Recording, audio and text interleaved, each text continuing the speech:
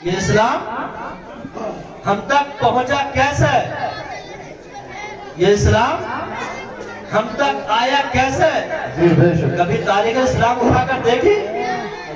صرف کلمہ پڑھ لیا لا الہ الا اللہ محمد رسول اللہ مسلمان ہو گئے؟ ہم مسلمان ہیں لیکن عمل سے خالی ہے۔ ایمان مضبوط ہے، عقیدہ مضبوط ہے، لیکن عمل سے خالی ہے۔ لیکن عمل بھی ضروری ہے۔ قیامت کے دن سب سے پہلے پوچھا جائے گا نمازوں کے بارے میں۔ بے شک۔ اور آج ہم نمازوں سے خالی ہیں، آج ہم نمازوں سے دور ہیں۔ لیکن میں یہ بتانا چاہتا ہوں کہ یہ اسلام پوری دنیا کے اندر پھیلا کیسے؟ یہ اسلام پوری دنیا کے اندر آیا کیسے؟ یہ اسلام پوری دنیا کے اندر اتنی آسانی سے نہیں آیا۔ اس اسلام کے خاطر میرے آقا علیہ السلام نے 8 دن کے فاقے کیے تھے۔ میرے آقا علیہ السلام نے اس اسلام کی خاطر 3 دن تک بھوکے اور پیاسے رہے تھے۔ اسی مذہب اسلام کی خاطر میرے آقا نے لوگوں کے پتھر کھائے تھے۔ اسی مذہب اسلام کی خاطر میرے آقا نے لوگوں کی کفاروں کی گالیاں کھائی تھی۔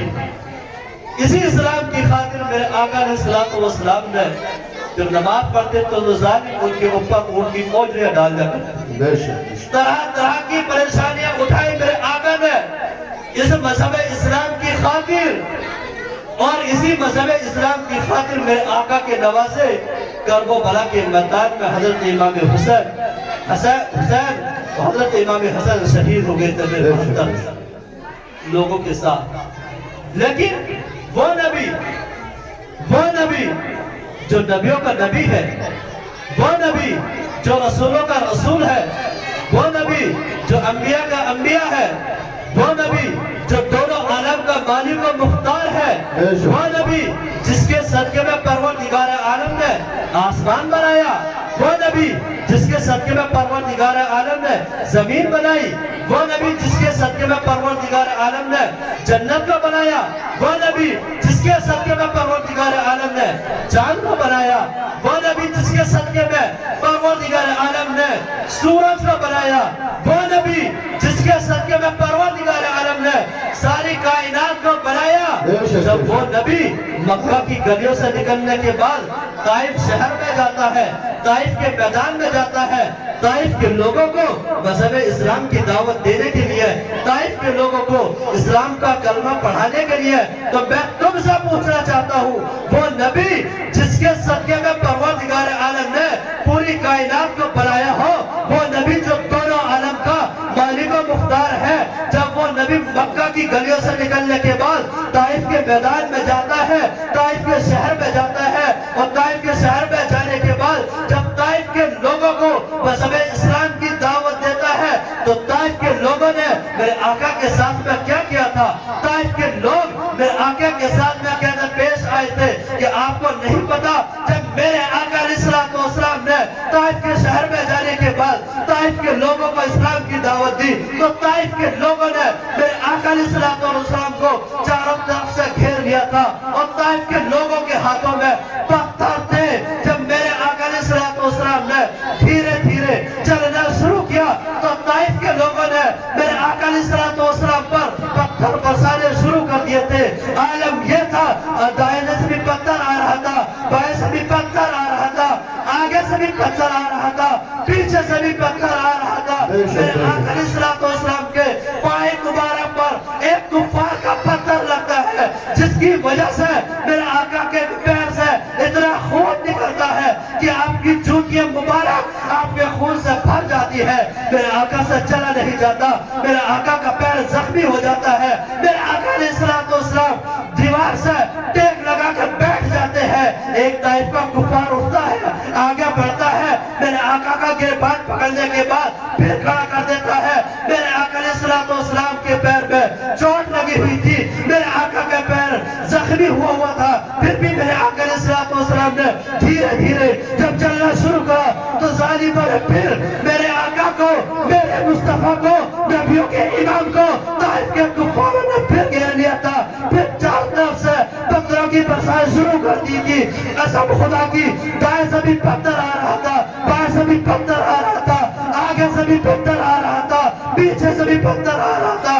زمین تھرا رہی تھی, آسمان لرز رہا تھا, فرشتوں میں ہلچل مچ گئی تھی. مولا یہ کیا معاملہ ہے, مولا یہ کیا معاملہ ہو رہا ہے, مولا یہ کیا ہو رہا ہے.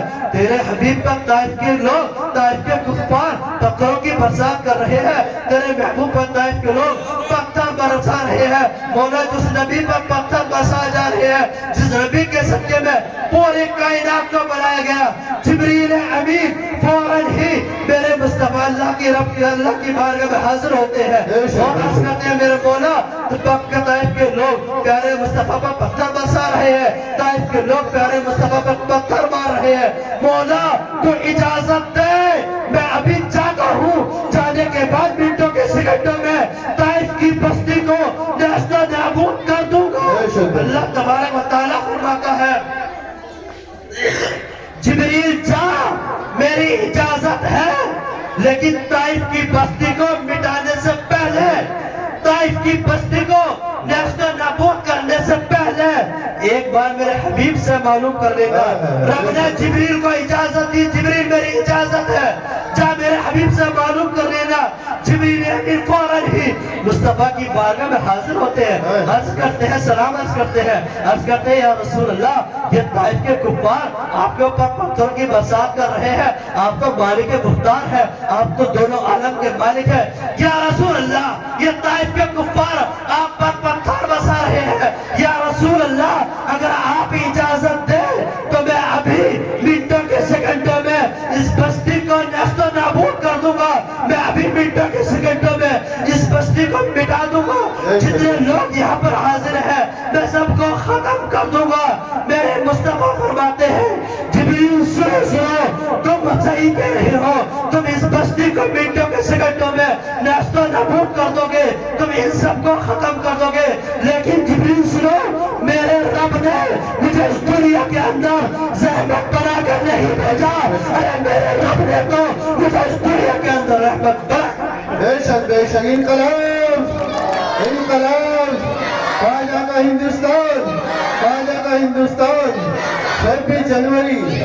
بے شک بہت میں ان ظالموں کو بتانا چاہتا ہوں جو کہتے ہیں کہ مصطفیٰ نے اسلامی گٹ تیار کیا تھا, غداروں کا گٹ تیار کیا تھا. ظالموں سنو, بے شک, رب نے میرے مصطفیٰ کو اتنی پاور دی تھی, بے شک, بے شک, اور میرا مصطفیٰ اتنا پاورفل تھا, اگر وہ چاہتا تو منٹوں کے سیکنڈ میں طائف کے لوگوں کو نیست و نابود کروا.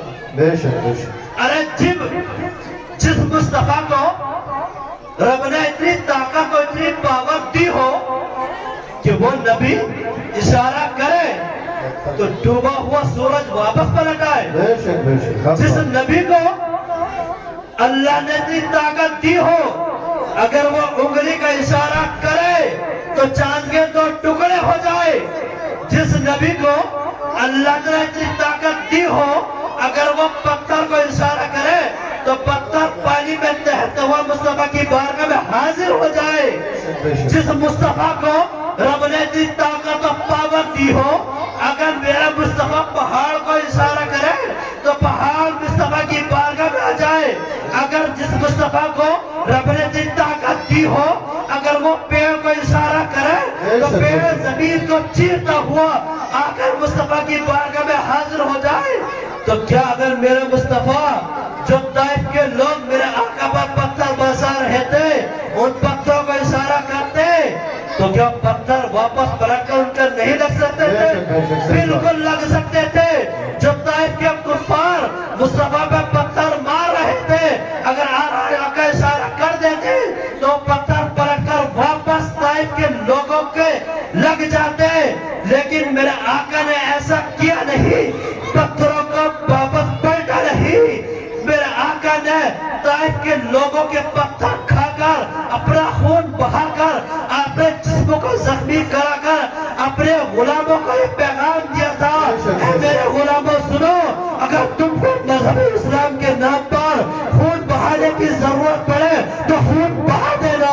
اگر تم کو مذہب اسلام کے نام پر پتھر کھانے کی ضرورت پڑے تو پتھر کھا لینا. اپنے بچوں کو قربان کرنا پڑے تو اپنے بچوں کو قربان کر دیں. بے شک انقلاب خواجہ کا ہندوستان 26 جنوری. تو میرے مصطفیٰ نے ہم کو تم کو پیار کا پیغام دیا ہے, بے شک امن کا پیغام